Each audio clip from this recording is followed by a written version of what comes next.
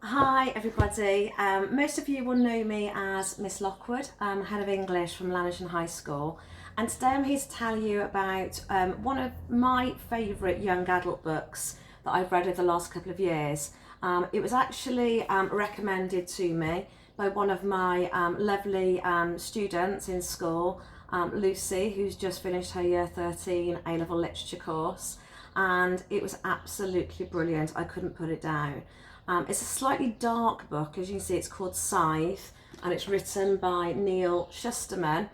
And Scythe is a book about when the world has become perfect in terms of nobody dies, nobody can be killed. If you do try and kill yourself, or something happens, or you're seriously injured, they have the ability to be able to restore you back to life. But what they found out over time is that obviously population increase becomes a problem, and therefore people do need to die, and that's where the scythes come in, and they are given the job of gleaning, which is the term they use for killing people, throughout the novel. So I'm going to read you a few extracts from it, and then I'll talk a little bit more about the protagonists within the book.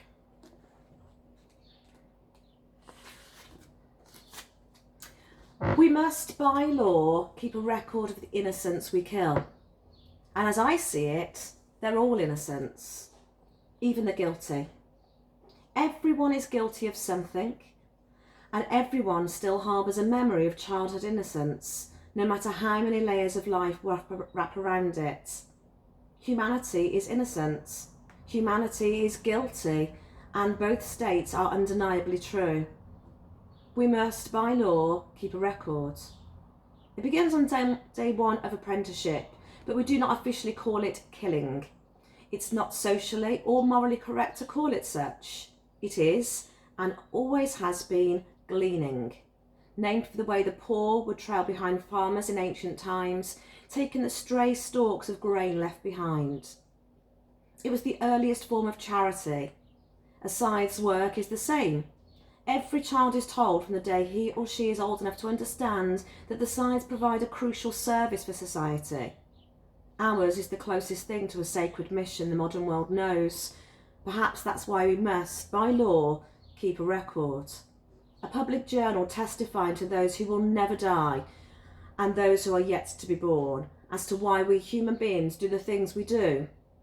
We are instructed to write down not just our deeds but our feelings, because it must be known that we do have feelings. Remorse, regret, sorrow too great to bear, because if we didn't feel those things, what monsters would we be?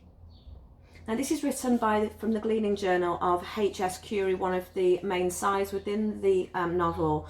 And what happens is that we're given an excerpt from the journal ahead of every chapter within the book, and then the chapters themselves are written about the protagonists and what they're doing, and it's quite a grueling experience to go through to become a scythe. I'm going to read you another extract from one of those journals. It is the most difficult thing a person can be asked to do, and knowing that it is for the greater good doesn't make it any easier. People used to die naturally. Old age used to be a terminal affliction, not a temporary state. There were invisible killers called diseases that broke the body down. Aging couldn't be reversed, and there were accidents from which there was no return. Planes fell from the sky, cars actually crashed. There was pain, misery, despair. It's hard for most of us to imagine a world so unsafe, with dangers lurking in every unseen, unplanned corner. All of that is behind us now, and yet a simple truth remains. People have to die. It's not as if we can go somewhere else. The disasters on the Moon and Mars colonies prove that. We have one very limited world, and although death has been defeated as completely as polio, people still must die. The ending of human life used to be in the hands of nature, but we stole it. Now we have a monopoly on death. We are its sole distributor. I understand why there are scythes and how important and how necessary the work is, but I often wonder why I had to be chosen, and if there is some eternal world after this one, what fate awaits a taker of lives. So some interesting ideas there about how the people actually feel in regards to Gleaning. And I'm going to read you another extract from one of those Gleaning journals, just to give you a little bit more insight into what the Scythes do and what Gleaning is. 2042. It's a year that every school child knows. It was the year where computational power became infinite, or so close to infinite that it could no longer be measured. It was the year we knew everything. The cloud evolved into the thunderhead, and now all there is to know about everything resides in the near infinite memory of the thunderhead for anyone who wants to access it. But like so many things, once we had possession of infinite knowledge, it suddenly seemed less important, less urgent. Yes, we know everything, but I often wonder if anyone bothers to look at all that knowledge. There are academics, of course, who study what we already know, but to what end? The very idea of schooling used to be about learning so that we could improve our lives in the world, but a perfect world needs no improvement. Like most everything else we do, education from grade school through the highest of universities is just a way to keep us busy. 2042 is the year we conquered death, and also the year we stopped counting. Sure, we still numbered years for a few more decades, but at the moment of immortality, passing time ceased to matter. I don't know exactly when things started to switch over to the Chinese calendar. Year of the dog, year of the goat, the dragon, and so on. And I can't exactly say when animal activists around the world began calling for equal billing for their own favourite species, adding in year of the otter and the whale and the penguin. And I couldn't tell you when they stopped repeating and when it was decreed that every year henceforth would be named after a different species.